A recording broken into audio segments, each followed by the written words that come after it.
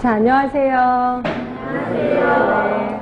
네, 공중보건 담당하고 있는 김희영입니다.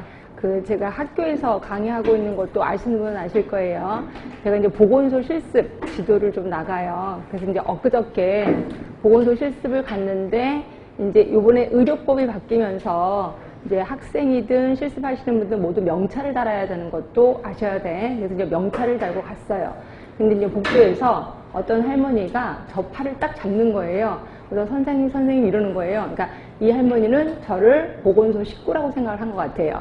그러면서 뭐 하나 여쭤봐도 물어봐도 되겠느냐고 물어봐서, 예, 그렇다고 제가 여기 식구 아닙니다 얘기할 수는 없잖아요. 그래서 뭘 물어보시려고요? 이렇게 물어봤더니, 당신은 무릎도 아프고 허리도 아프고 다 아픈데 견딜 수 없는 게 눈물이라는 거예요.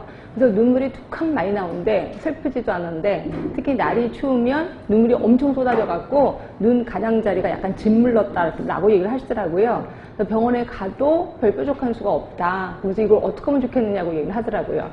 이랬을 때 대부분 사람들은 몰라요. 뭐 어떤 분은 또 이렇게도 얘기하더라고요. 늙어서 그렇죠. 뭐 또는 저 하늘에서 부르시나 보죠. 뭐 이렇게 얘기를 하시더라고요. 그래서 제가 알고 있는 상식대로, 자, 여러분도 알고 계셔야 돼. 이제 눈이라는 건, 자, 눈이 이렇게 있어요. 양쪽에 있고, 여기가 코가 있습니다. 자, 그 다음에 우리 눈물샘은 어디 있냐면 대부분 안쪽에 있다고 생각하는데, 그게 아니라 눈물샘은 이쪽에 있어요. 이쪽에. 그러니까 여기 뼈 안에 숨어져 있단 말이에요.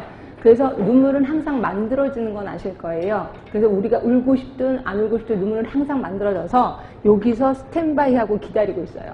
그리고 우리가 눈을 깜빡이면 눈물이 쫙 퍼져서 여기에 있는 구멍, 요게 하수도예요. 하수도로 빠져 들어가서 코로 들어가거나 입으로 들어가는 거예요.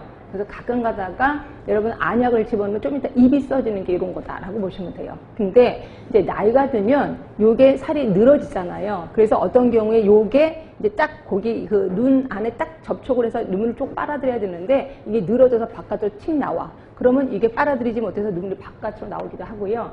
그 다음에 어떤 경우가 요게 이제 눈물 그 하수도가 이게 우리가 막 더러운 손으로 비비거나 이러면 먼지가 쌓인단 말이에요. 그럼 평상시 좁아졌다가 바깥에 나가면 추워지면 이게 쫙 오그라들면서 눈물이 바깥으로 흐르는 거죠. 그래서 할머니한테 딱 보니까 눈이 이렇게 축 늘어지진 않았어요. 그러니까 그렇게 늙으신 건 아니야. 그러니까 보면 여기가 좁아진 거죠. 그래서 제가 혹시 눈을 자주 비비시나요? 그럴 때 자주 비빈다는 거예요. 그래서 제가 여기를 그러니까 요쪽을 자꾸 비벼주세요. 비비면은 거기 통로가 좀 넓어져서 괜찮을 겁니다. 라고 얘기를 했어요. 이제 아는 짧은 지식으로 얘기를 했죠. 할머니가 너무 좋아하시는 거예요. 그러면서, 아, 진짜 그렇게 하면 되는 거냐니까, 그렇게 해서 효과가 있으면 병원에 굳이 가실 필요는 없습니다. 라고 얘기를 했어요. 그러니까 할머니가 너무 좋아하시는 거예요. 제가 이 얘기를 드리는 이유는 제가 지식이 많다고 자랑하는 게 결코 아니고, 자, 여러분들이 나중에 보건소에 가서 근무를 하시다 보면 많은 할머니, 할아버지들이 보건소에 계시는 분들은 모든 거를 다 알고 있다라고 생각을 하세요. 그래서 별것도 아닌데 별희한한 걸 다 물어봅니다. 그럴 때마다 몰라요 라고 하면 뭐라고 생각하시냐면, 보건소 식구가 왜 이렇게 불친절해? 라고 얘기를 하는 거죠. 결국 여러분들의 민원을 초래할 수도 있다는 거죠. 그러다 보니까 공중보건의 범위가 엄청 넓어지고 엄청 깊어지고, 그렇죠? 거의 의사 뺨치는 실력을 갖게 해야 된다라고 생각을 해서 문제가 엄청 넓어진다라고 보시면 돼. 그럼 이런 많은 것들을 외워야 되겠죠. 그러면 우리가 인간인데 이거 어떻게 다 외워? 예, 그래서 외우는 거, 제가 뭐라 했죠? 반복이 중요하다. 자꾸 반복을 해서 아예 상식하시는 거죠. 상식하시면 어디서 꾹 찔러도 딱 답이 나올 수 있게끔. 그래서 제가 반복이 되게 중요하다라고 얘기를 하고 있습니다. 자, 그래서 저는 3번 해드릴 거예요. 물론 여러분은 그보다 더 많이 반복을 하셔야 되겠죠. 자, 제가 하루에 3강을 할 겁니다. 그러니까 1시간 하고 10분 쉬고 1시간 하고 10분 쉬는데, 1시간 거의 수업 다 할 때쯤 끝날 때 한 5분 전에, 자, 우리 책을 보시면 거기 38쪽에 그 파이널 테스트라고 있을 거예요. 일명 제가 가로놓기라고 얘기를 하고 있습니다. 그래서 조금 전에 배웠던 거를 중요한 단어를 가로놓기를 한 거예요. 그래서 여기에 가로놓기에 글을 쓰거나 이러면 절대로 안 돼. 딱 보시면서 조금 전에 배웠던 단어를 생각하게끔.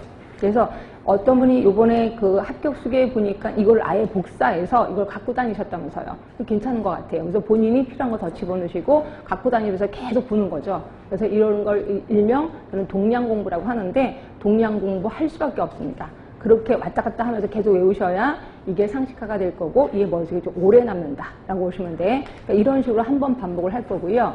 그리고 이제 여러분 가시면 이제 일주일 뒤에 다시 오실 겁니다. 그럼 결국 일주일 동안 시간이 있다는 거죠. 그러니까 오늘 배운 거를 7개로 나눠서 계속 복습을 하시는 거야. 근데 복습을 하실 때도 예를 들어서 7개로 나눠서 하루 할지, 이틀치 할지, 3일치 할지 할 때 하루 오늘 했죠. 그리고 내일 요거서부터가 아니라 처음부터 다시 하는 거예요. 그리고 3일째도 다시 처음부터 다시 한다라고 하시면 돼요. 이렇게 하다 보면 맨 마지막에는 처음 거를 7번 반복하는 거죠. 그러다 보면 앞에 거는 완벽하게 숙지가 된다라고 보시면 됩니다. 이런 식으로 해서 오시면 제가 쪽지 시험이 기다리고 있을 거예요. 그래서 이제 쪽지 시험 보시고, 그래서 좀 일찍 오셔야 됩니다. 일찍 오셔서 쪽지 시험 좀 보시고요.